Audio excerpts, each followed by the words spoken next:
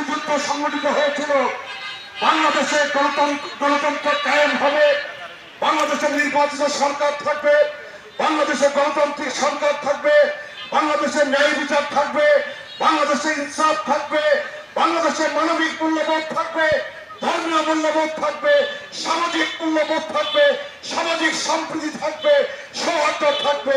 সকল ধর্মের মানুষ, সকল বর্ণের মানুষ, বাংলাদেশে পাহাড়ের মানুষ, সমতলের মানুষ, সকল মানুষ আমরা মিলে মিশে আমরা একসাথে বসবাস করব। এবং অনির্বাচিত সরকার, স্বৈরাচারী সরকার, ফ্যাসিবাদী সরকার তারা বছরের পর বছর ধরে বাংলাদেশে জোর করে গুম করে আজকে মিথ্যা মামলা মোকদ্দমায় হয়রানি করে তারা ক্ষমতায় টিকে ছিল। আমরা 1990 সালে এই বাংলাদেশের ছাত্র সমাজ জনগণ আমরা স্বৈর শাসক এরশাদের বিরুদ্ধে এই বাংলাদেশের জনতা মিলে আমরা ছাত্র গণঅভ্যুত্থান আমরা সংগঠিত করেছিলাম। আমরা আশা করেছিলাম বাংলাদেশে গণতন্ত্র থাকবে, গণতান্ত্রিক ধারা থাকবে, গণতান্ত্রিক কাঠামো থাকবে, বাংলাদেশের ন্যায় বিচার থাকবে। কিন্তু এই বাংলাদেশের গণতান্ত্রিক ধারাকে স্থায়ী ধারা হিসেবে প্রতিষ্ঠিত করা যায় নাই। নির্বাচনের মাধ্যমে ক্ষমতার পালাবদল ঘটবে এই বাংলাদেশে, সেইটা সম্ভবপর হয় নাই।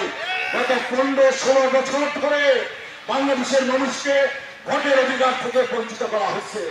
বাংলাদেশের ছাত্র সমাজ, বাংলাদেশের জনগণ, সকল গণতান্ত্রিক রাজনৈতিক দল সংগঠন, সকল শ্রেণী পেশার মানুষ গত 15-16 বছর ধরে এই সংগ্রাম করছে, এই লড়াই করছে, রক্ত দিয়ে, জীবন দিয়ে, জেল জুলুম সহ্য করে দেশটাকে বেগম খালেদা জিয়ার নেতৃত্বে, জনাব তারেক রহমানের নেতৃত্বে বাংলাদেশের গণতান্ত্রিক ফ্যাসিবাদ বিরোধী সকল গণতান্ত্রিক রাজনৈতিক দলের নেতৃত্বে এই বাংলাদেশের ছাত্র সমাজ গত বছর 2024 জুলাই আগস্টের 36 দিনে অভূতপূর্ব রক্তক্ষয়ী সংগ্রাম, রক্তক্ষয়ী অভ্যুত্থান তারা সংগঠিত করেছে। এবং সেই রক্তক্ষয়ী অভ্যুত্থানের মধ্য দিয়ে স্বৈর শাসক ফ্যাসিবাদী শাসক শেখ হাসিনাকে বাংলাদেশ থেকে পালিয়ে যেতে বাধ্য করা হয়েছে। আমরা বাংলাদেশের গণতন্ত্র চাই, আমরা বাংলাদেশের নির্বাচন চাই, বাংলাদেশের অবাধ, নিরপেক্ষ, সুস্থ নির্বাচন আমরা চাই। আমরা আশা করি বর্তমান অন্তর্বর্তী সরকারের প্রধান ডক্টর মোহাম্মদ ইউনূস, বর্তমান অন্তর্বর্তী সরকার, আমাদের দেশপ্রেমিক সশস্ত্র বাহিনী, আমাদের নির্বাচন কমিশন, আমাদের পুলিশ বাহিনী, আমাদের প্রশাসন সকলে মিলে সকল রাজনৈতিক দল আর সকল গণতান্ত্রিক শক্তি, বাংলাদেশের মানুষ সবাই আমরা দায়িত্বশীল ভূমিকা, দায়িত্বশীল আচরণ পালন করার মধ্য দিয়ে আগামী 2026-এ 12 ফেব্রুয়ারিতে যে নির্বাচনের তফসিল ঘোষণা করা হয়েছে, সেই তফসিল মোতাবেক বাংলাদেশে একটি অবাধ, নিরপেক্ষ, সুষ্ঠু নির্বাচন অনুষ্ঠিত হবে। জনগণ ভোট কেন্দ্রে যাবে, পছন্দ মতো প্রার্থীকে ভোট দিয়ে তারা এমপি নির্বাচিত করবে। জনগণের ভোটে এমপি নির্বাচিত হয়ে সংসদে বসবে, সরকার গঠন করবে, সরকার পরিচালনা করবে। আমরা তাই চাই। নির্বাচনকে পরিচালনা করবার জন্য, আমাদের দলকে পরিচালনা করবার জন্য, বাংলাদেশকে নেতৃত্ব দেওয়ার জন্য আগামী 25 তারিখ বৃহস্পতিবার আমাদের প্রিয় নেতা জনাব তারেক রহমান বাংলাদেশে ফিরে আসছে।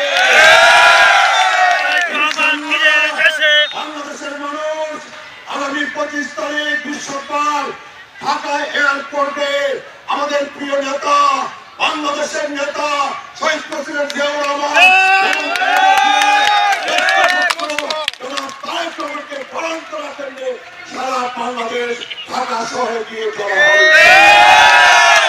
আমরা আশা করি তারেক রহমানের নেতৃত্বে সকল রাজনৈতিক দলের দায়িত্বশীল আচরণের মধ্য দিয়ে বাংলাদেশে আগামী 2026-এর 12 ফেব্রুয়ারিতে একটি অবাধ, নিরপেক্ষ, সুষ্ঠু নির্বাচন অনুষ্ঠানের মধ্য দিয়ে আমাদের জনগণের আশা, জনগণের আকাঙ্ক্ষা, মুক্তিযুদ্ধের আশা, 90-এর আশা, 24-এর আশা, 24-এর স্বপ্ন, সাইদের স্বপ্ন, মুক্তের স্বপ্ন, ওয়াসিমের স্বপ্ন, আমাদের সকলের স্বপ্ন সাথ পূরণ হবে।